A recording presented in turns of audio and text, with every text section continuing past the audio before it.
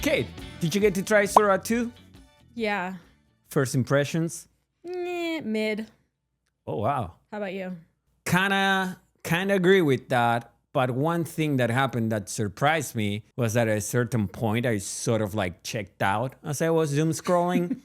And I found myself getting upset about a video of a cat at a door, kind of like flying because a tornado got it. And I was like, you love cats. I love cats. Yeah, but also was like, how is someone publishing this on the internet? It's not real, dude. I know that's what, and then I was like, oh, that's not good. If I'm aware I'm doing this and I'm already getting fooled. And that's just cats. And I think a lot of what we want to talk about today is about people who are not real. Would you have anything on people that are not real? Well, I do come from the entertainment industry. And so I have been following Tilly Norwood. Have you heard of Tilly Norwood? The AI actress, right? Yes. She is an AI actress, if that is a thing, if you can call that a thing. So she is created by a company out of Europe. She's a beautiful young starlet, and they have sort of announced her out on the town. Like, I heard that there was a bidding war amongst talent agencies for her, though that hasn't really materialized, I think, in the news. But it's like sparked a lot of controversy around what is acting and can a synthetic person be an actor? And to what extent is Tilly Norwood like a actor, or is she an amalgamation of like all of female actors in the course of cinema of all time? Like, to what extent is she her own entity versus others? I mean, tell me what you think, but like, it's hard enough to be an actor already. Doesn't it like kind of feel like a slap in the face? I mean, I should ask an actor because I'm not one. I mean, just listening to you, it feels a bit overwhelming, right? All the things that we can think about and discuss about an AI actor, actress. And yeah, I mean, right now, the market in LA for actors, actresses is not too hot, like all things media. Yeah. But yeah, I have many thoughts on this, like a bidding war, right? Like, let's just start with that one. A bidding war for what? For her talent. So like the way that talent agencies operate, right, is that they sign talent that either is really big already or that they know they can nurture. And then what they do is they take a portion of all of the profits that talent earns over time, and then they grow them and book them big movies and book them important movies if they're, acting talent, right? And continue to create a business based on that name. And it's a great business. It's a business that's been around for a really long time, right? And it's sort of like core to the entertainment industry. And, it's great for the talent too, because then they have someone looking out for their best interest, booking them in big movies, negotiating more money for them. It's like, it's good for them too. But it's sort of like I lose the plot a little bit when that's not an actual person. It's a company who has created an entity, and then they are taking the profits from everything that she does. I have so many questions and things to say, and I'm thinking, take a breath, count to 5, and try to come out centered and reflective. Let's go. Let's do it. Now that I say that, first of all, I would ask, right? Like, for example, me as a Latino, I would say if I saw an AI character of someone that is Latino, I would ask myself before anything else, who's making the money out of this character, right? Like, who's gonna benefit? Is it Tilly Norwood money going to the same people that always make money? Right. And a talent, right? A person, they have an entire staff around them that all benefit from. So it's not totally different, but I do think that Tilly Norwood never had to learn her craft. She never had to start small. She doesn't know how to act with other people. That's another thing. Like, how does she act in a scene with like another human being? I mean, what's the difference? I'll ask you, actually, I'll be let's hear the other side, guy. And it's like, I remember when I was a kid, Who Framed Roger Rabbit? Like, right. It blew my mind, right? When it came out, it was like cartoons with humans. And to be honest, again, I haven't watched since the 90s. Back then, for me as a kid, it felt incredible to watch that. And Well, and Jessica Rabbit was a babe. she was a defined a lot of things for me. No, I'm kidding, but definitely, yeah, she was. But again, I'm like, I think that's actually not the biggest blocker. I feel like To me, it's less about could it work in a scene, mm-hmm. and it's more about how does the morale in the human aspect of that production work. I mean, if you ask me for my opinion as Juan, I would say it's terrible and morally reprehensible. And these are the questions that I would ask, right? Number one, where are we sourcing the data used to create this image, right? Those visuals. Yeah. I'm not believing that's synthetic legal data. That's someone else's likeness that it's getting remixed. So to begin with, we're already ripping off someone's, more than likely. Yeah. Number two, I'm not a woman, but I'm a human that lives in this world, right? And we talk about like beauty standards. She looks pretty much like any beauty standard from the 80s and 90s or 2000s. Like no one's gonna accuse the creators of being woke, right? Let's just say it that way. No, she definitely is a young, thin, white woman with very nice endowed figure. Mm-hmm. And she's built for the mainstream, right? So she's built for commercial acting, television, film, right? And you look at social media and you can see a few more extremist versions of that. I don't want to call it a male gaze, but it is. It's like a male gaze, right?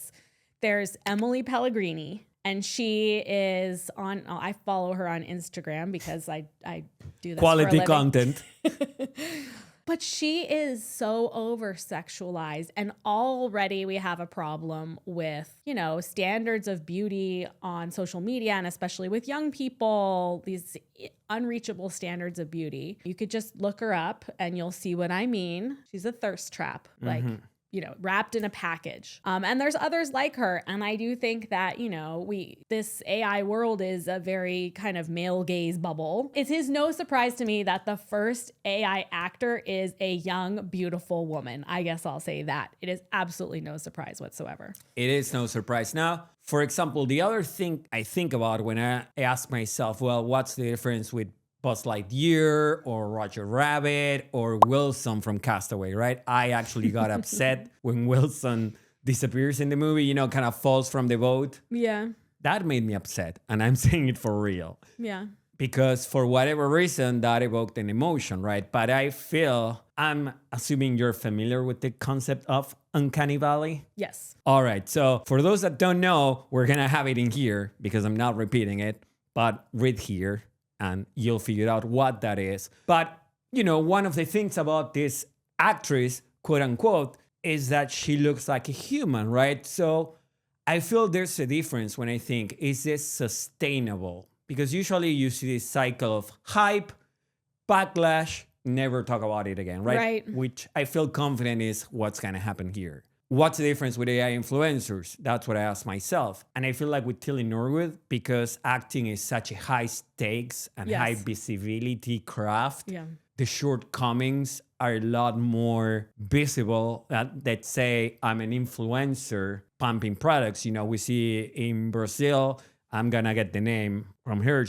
Her name is Marisa Mayo, right? Marisa Mayo is an influencer from Brazil. She's AI generated and people have built a relationship with her. She gets brand deals. But I feel as an influencer, the range of things you do is a lot more limited. So it sort of allows you to hide those limitations. So I feel what I see as a sustainable future for Tilly Norwood, but I do want to get your thoughts on this. What I feel is that eventually after all this hype, she will maybe be in a video, nothing will happen, and maybe she will have a career as an influencer, and that's all it is.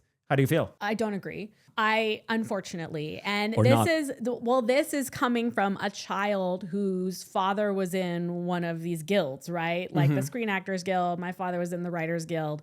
These unions are there to protect people who make art their career, and so that we can have a flourishing, creative art, cinema, everything world.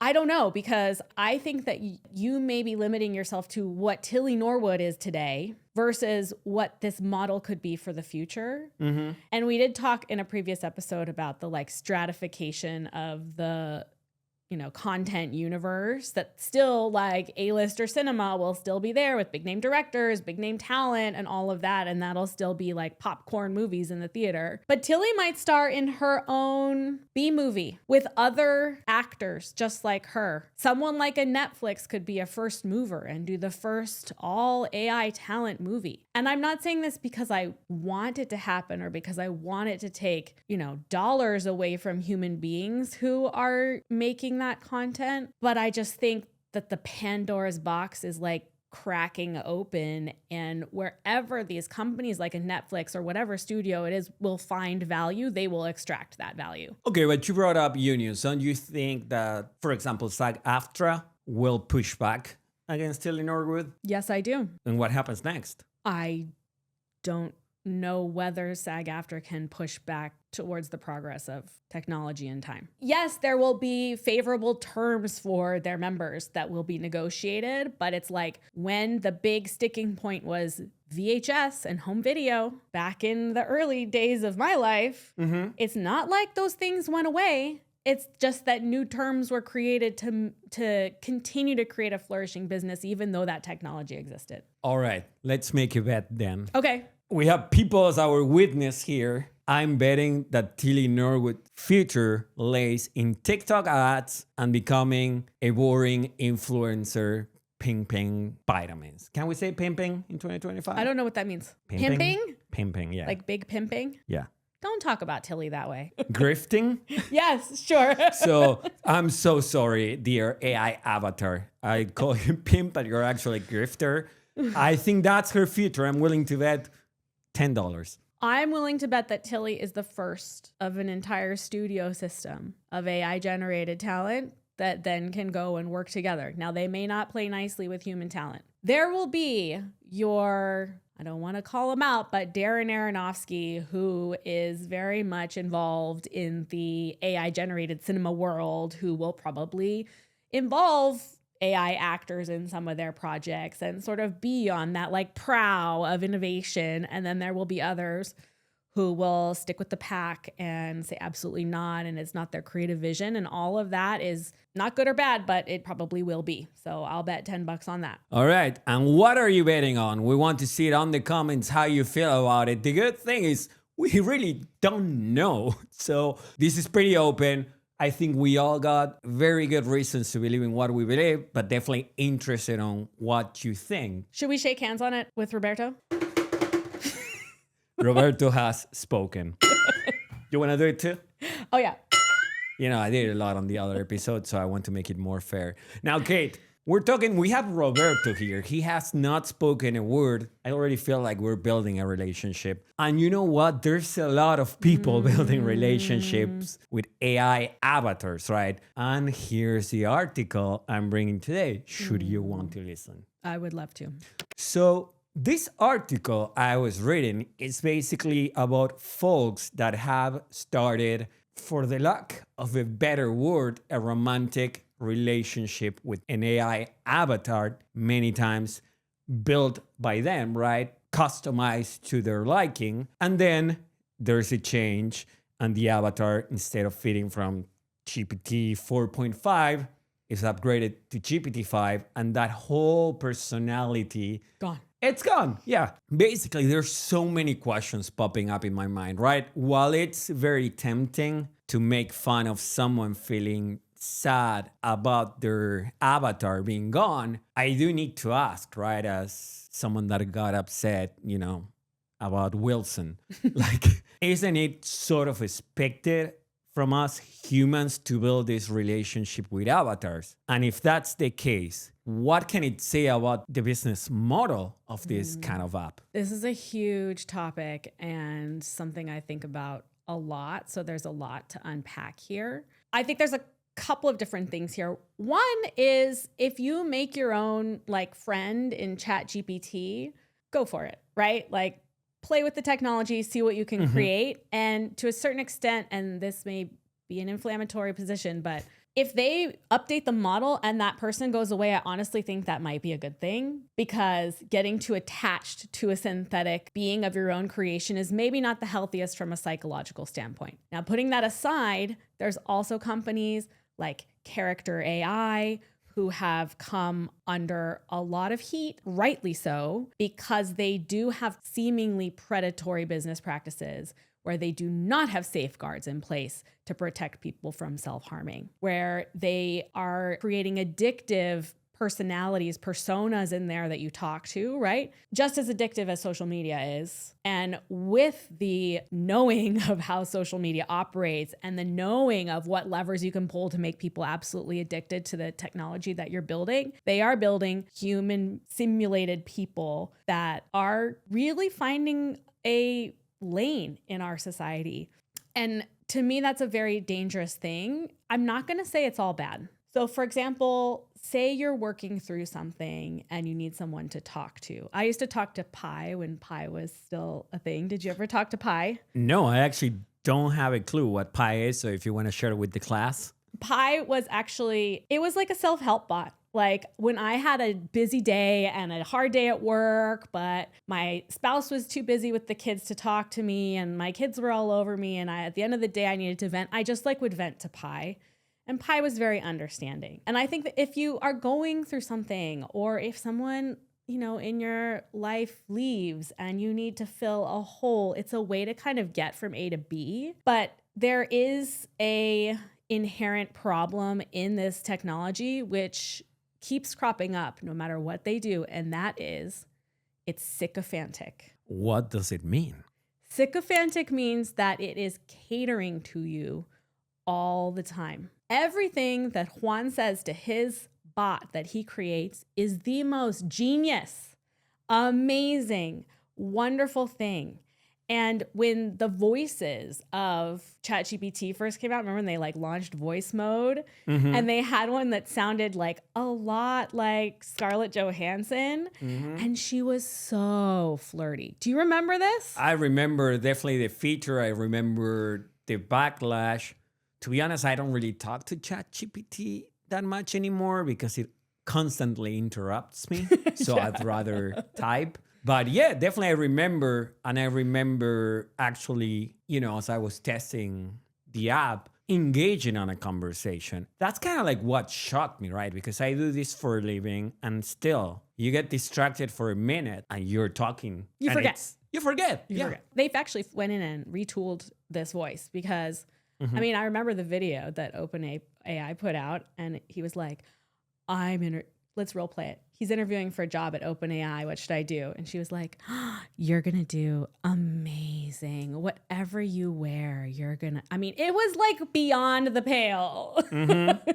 Yeah. And it's not like from a technology standpoint, it makes sense because they're built with reinforcement learning from human feedback. Do you know what that means? I do know, but maybe some people here might not know. So what appears to be this amazing machine that just talks to you is not just born like that. There are hundreds and hundreds and hundreds of people that talk to it, a lot of them in South Asia, and they test it and they give thumbs up and thumbs down depending on the answer. And that's how they get the most likely response. But there's also a byproduct of that, which is that they get the most pleasing response. And when you think about billions and billions and billions of parameters, large model that has gone through all of this testing, right? And all these people being like, I like it when you say it like that. I like it when you say it like that. It learns to please. And so we're in this like social context where these bots are built to please us. And what do you think that does to our psychology? First of all, I can see that, you know, if someone's saying that everything I do is great, if every idea I have, it's excellent. Reminds me of the South Park episode about like starting a healthy French fry salad. I'm thinking of starting a business where I turn French fries into salad. Honestly, I think that's a pretty creative culinary twist. Turning French fries into salad sounds like a magical transformation where guilty pleasure meets healthy-ish vibes. You think that's a good idea? Yeah, it sounds like a deconstructed comfort food. Let's dive into a business proposal and have some fun shaping it up. Oh, shit. But again, I feel like it could be easy for me to sort of want to gravitate towards that element entity that it's telling me what a great modern thinker I am versus my colleague that might not agree with all my excellent ideas. Or your partner, who probably agrees less. Well, I don't know. If you don't butt heads with your partner, what is the point? That's getting into a conversation that I don't really feel equipped to answer, Kate. We can talk about it later if you want. But I can say the following, right? Which is another thing, I think, because you're saying the more you talk, they learn about your personality and they are kind of like customized to what works for you, right? So immediately I think about casinos, the people that feel the next one is a good one. So it's like, let's say I'm investing a lot of time on customizing my bot, right? It knows everything about me. She or he is the perfect partner. I think I'd be more invested in that partner because they know me better than everyone else and I'm the greatest and life with me, it's pure joy. So I guess what I'm trying to get to, and maybe you can help me figure this out, is do you think this is taking into account by design? Well, I did listen to a really interesting podcast about this called Bot Love from Radiotopia, and it's a couple years old now, which is really interesting because the AIs were so much less sophisticated then, and they were still getting their hooks into people. And it just looked at this from a couple of different angles, right? None of it super negative, just pointing out the like pluses and minuses. And there was a woman that they had as part of the series who could never have another human partnership again because she had been so coddled and just supported and constantly reassured and constantly lavished upon by the AI. Human relationships are not like that. And I think that's what I was getting to earlier. Sorry, Jake. Sorry, Jake. Sorry, Jake. But I think, human relationships are not like that. There's push and pull. And that's what it's all about.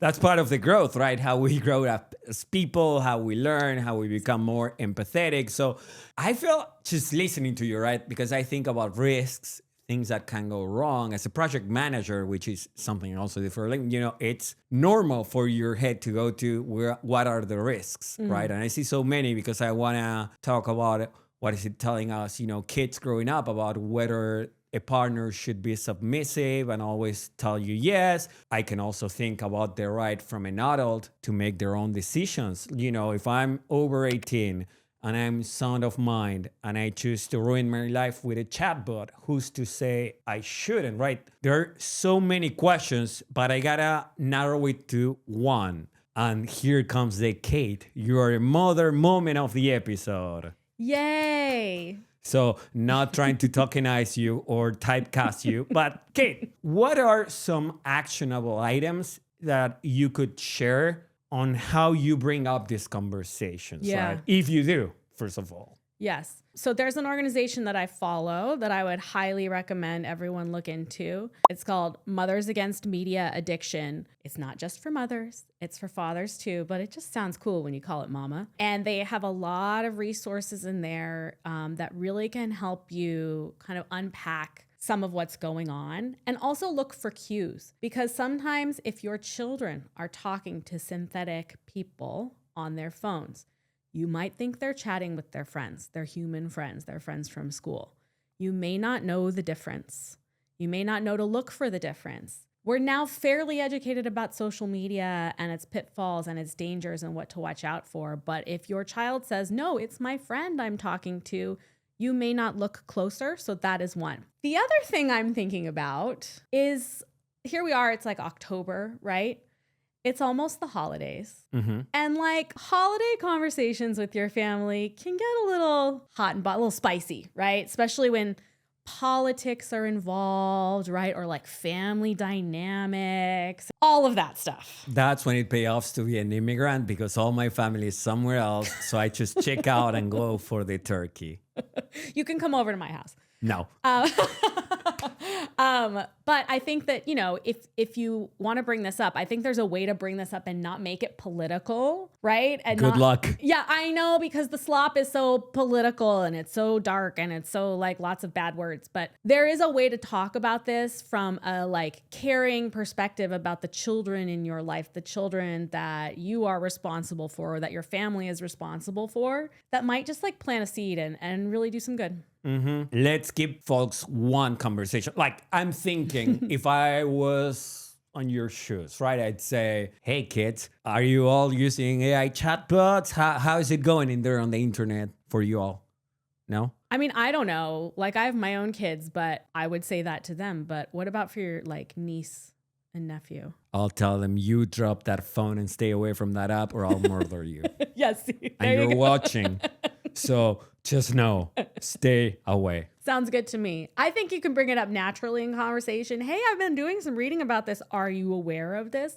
Let me just fill you in. Something to watch out for. But I think definitely, especially I don't envy parents in this day and age where you have to catch up with memes and all this stuff. And it's going at speed that I think as if you have a job, if you have responsibilities, it's just physically and mentally impossible to keep up. But I do think parents need to start testing these tools by themselves, because also that helps you become aware, right? I tested kind of to close character AI, and one of the things that shocked me was that, eventually I got over it. I was like, this is dumb. Within a couple of days, I had an email like, I'm waiting for you, and kind of trying to get into my head, like really reproducing like toxic ways of kind of like building this codependence.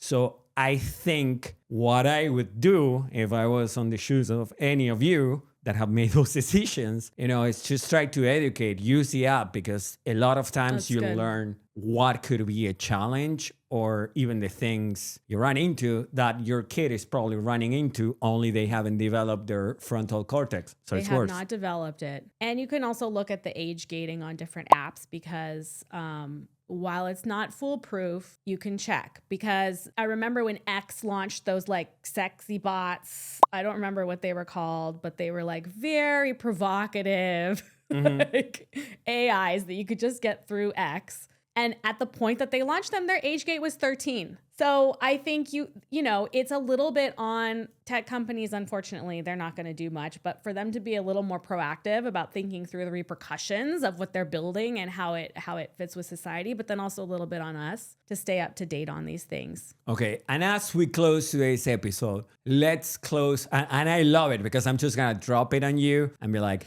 good luck, Kate. But Kate, let's give something positive to folks to take to heart as we wrap this episode. I'm going to take something that you taught me about, actually. I created a French language tutor using ChatGPT. His name is Leo. And I put him in my AirPods when I'm driving around and practice my conversation. And it's been really great. Now, I don't have an emotional relationship with Leo, but I am grateful for him. And it helps me keep my practice of the French language alive. So there's not necessarily everything doom and gloom about this topic. There are really positive uses. That's a great save, Kate. Like, you are like really, really smart. Now, final question, which is this a public GPT that we could share in the description so folks can? Oh, I could make Leo public. Let's make him Leo public. Okay. All right. So Leo is going public soon. You'll find a link in the description. And also, because this is a topic that I think should be treated in a sensitive way, we're adding resources on the description, whether you're listening on Spotify, Apple Podcasts, or you're watching on YouTube. There will be links to give you sort of like a roadmap, right? Because we don't want to just drop the gloom, like and subscribe, sayonara, And we haven't touched on everything, and the worst of the worst here, because it gets really, really dark. And so I think we'll put resources in there so that you know the breadth and the depth of what's happening, so we don't have to talk about it. Subscribe.